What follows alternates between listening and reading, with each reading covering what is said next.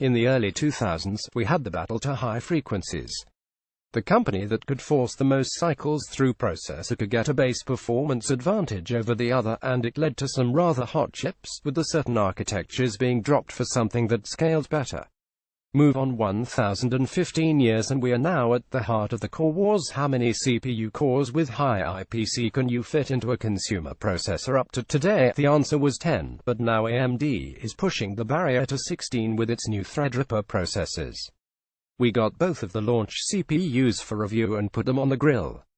The New World Order. Earlier in the year, AMD launched the new CPU microarchitecture, Zen. This was implemented into the Ryzen series of CPUs, aiming squarely at Intel's high-end desktop market first. The three members of the Ryzen 7 family all had 8 cores with hyperthreading and scored highly in performance per dollar, achieving performance near comparable Intel processors at half the price or better. Next came 4 Ryzen 5 CPUs, competing in price against the quad-core i5 parts, and for the price Ryzen 5 had 12 threads, triple that of Core i5. Finally, Ryzen 3 hit the $120 market against the Core i3s, with double the cores over Intel. We also saw AMD's EPYC family officially launch into the enterprise space, offering up to 32 cores, and is being rolled out over the next few months as OEMs and customers test and scale their performance. Out of the gate today is AMD's Ryzen Threadripper family, or Threadripper for short.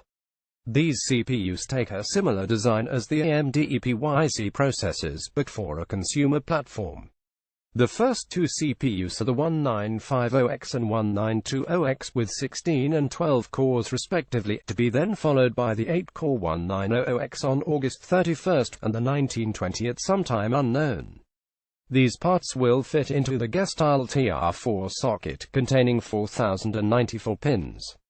This socket is identical but not interchangeable to the SP3 socket used for EPYC, and a large step over the 1331-pin PGA-style 4AM socket for the Ryzen 753 processors. AMD Ryzen SKUs cores threads-based Turbo XFRL 3 DRAM 1DP PCIe DDP-SRP Cooler TR1950X 1632 3.44.0200 32 MB for extension 266660-180W $999 TR1920X 1224 3.54.0200 32 MB for extension 266660-180W $799 TR19201224 3.23.8 32 MB for CH60-140W TR1900X 816 3.84.0200 16 MB for extension 266660-180W $549 Ryzen 7 1800X 816 3.64.0100 16 MB to extension 26661695W $499 Ryzen 7 1700X 816 3.43.8100 16 MB to extension 26661695W $399 Ryzen 7 1700 816 3.03.750 16 MB to extension 26661665W $329 Spire Ryzen 5 1600X 612 3.64.0100 16 MB to extension 26661695W $249 Ryzen 5 1600 6123.23.6100 16 MB to extension 26661665W $219 Spire Ryzen 5 1500X 48 3.53.7200 16 MB to extension 26661665W $189 Spire Ryzen 5 1400 483.23.4508 MB to extension 26661665W $169 Stealth Ryzen 3 1300X 44 3.53.7200 8 MB to extension 26661665W $129 $9 stealth Ryzen 3 1200 443.13.4508 MB2 extension 26661665W109 stealth. New information from AMD from our last piece. Unannounced product specifications subject to change. Where Ryzen 7 was aiming for Intel's high-end desktop HEDT market share, Threadripper is designed to go above and beyond this, into a super high-end desktop market shed. The core counts that AMD releasing with Threadripper were only traditionally seen on Intel's server line, which features up to 28 cores for a $10,000 outlay. By bringing high core count parts, with reasonable IPC, frequency, and power numbers, AMD is fudging the line between consumer, prosumer, and enterprise. To compete, Intel announced that the Skylake X platform will be coming out with 12, 14, 16 and 18 core parts over the next few months. Similar to Intel's biggest chips, AMD is aiming Threadripper into the hands of users who want to do everything all the time. For home users, that might mean gaming while streaming, transcoding and uploading in real time while also hosting a game server and all other things besides. For prosumers it means video production and compute throughput using several GPU SFP gas mixed in with fast storage and networking. The idea is that if the user has something that needs doing, they can also use the system to do other things at the same time and have sufficient CPU grunt, PCIe slots, storage, and RAM to power it all. Threadripper is, after all, derived from a design for a server CPU, and accordingly it never strays too far from the high performance and density aspects that have defined servers over the last decade. New socket, new motherboards. Again, similar to Intel's HEDT platform, AMD is launching the X399 platform alongside Threadripper to provide the necessary tools. The large TR4 socket and all of its pins gives quad-channel memory with 2 DIMMs per channel, along with up to 60 PCIe lanes for add-in cards, video cards, NICs, SSDs, etc. These motherboards currently support the 2 Threadripper CPUs launched today, one more CPU to be launched at the end of the month, and another CPU that has been leaked but not announced with an unknown release date. The socket is different to previous AMD sockets, showcasing how much of a step up this is.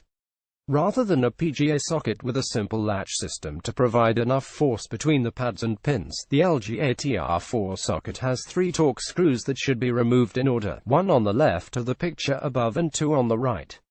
The socket bracket immediately flips open with a small tray. This tray takes the CPU. All of the Threadripper CPUs will come in this little tray, and there's no need to take it out of the tray. Because of the design of the socket and the size of the CPUs, the screw holes for CPU coolers are different as well. As each CPU is currently geared for 180W, AMD recommends liquid cooling at a bare minimum, and will bundle an ASATEC CPU bracket with every CPU sold. A Torx screwdriver is also supplied. The bracket is narrower on one end, which indicates the top of the socket in a traditional motherboard shot. A total of 6 motherboards from the 4 main manufacturers should be available on day 1, with at least 1 or 2 more coming down the pipe. Our own Joe Shields has written an extensive preview of each motherboard to accompany this article. AMD Threadripper X399 motherboards. A first look at 7 new products. The crux of the motherboard design will be down to how each of the available I/O functions is routed. AMD's base block diagram is as follows. AMD's suggested configuration gives 48 lanes from the CPU to the PCIe slots for 4-way SLICFX action 161,688, 12 lanes from the CPU to M.2 slots for 3-way X4 NVMe, and 4 lanes to the chipset. The chipset then would have 2 gigabit Ethernet ports, a PCIe X4 slot, a PCIe X1 slot, a PCIe X1 for Wi-Fi, SATA ports, USB 3.1 Gen 1 and USB 3.1 Gen 2, and USB 2.0 ports. At present we expect the X399 motherboards to vary between $249 and $599, depending on the feature set. The motherboard we were sampled for the launch review was Asus X399 ROG Zenith Extreme, which has an MSRP of $549. Competition. We asked both Intel and AMD to list what they consider would be the ideal competition for the Threadripper processors. Given that Threadripper is a consumer-focused product, and interestingly, not really a workstation-focused product, AMD expectantly stated that Intel's current Core i9-7900X, a 10-core processor, is the product available today that best fits that role. A Xeon would be a workstation enterprise product, which would not be sold in many pre-built systems that Threadripper customers might want. Intel surprised me in saying exactly the same thing. They stated that the Core i9-7900X would be the best fit at the time of Threadripper's launch. I half expected them to suggest some form of cheaper 2P option, although when I followed them up as to why they didn't suggest such a thing, it became obvious for two reasons. Firstly, Intel's consumer and Intel's enterprise divisions are almost different companies with little crossover or insight into the other's business. There are no unified press relations on this front. Ask the consumer team, get the consumer answer. Ask the enterprise team and they're more focused on EPYC, not Threadripper. The second reason is that a cheap 2P system doesn't exist when you buy new. Most online discussions about cheaper Intel 2P systems revolve around finding CPU bargains from the grey market or resellers. So the competition is essentially Skylake X and a nod to Broadwell at a discount. The AMD Threadripper 1950X with 16 cores and 1920X with 12 cores are put up against the Core i9-7900X with 10 cores and the Core i7-7820X with 8 cores. Broadwell's Core i7-6950X also makes an appearance due to the different microarchitecture. Well, add in AMD's Ryzen 7 1800X as a contender as well, and Ryzen 7 1700 as a performance per dollar competitor.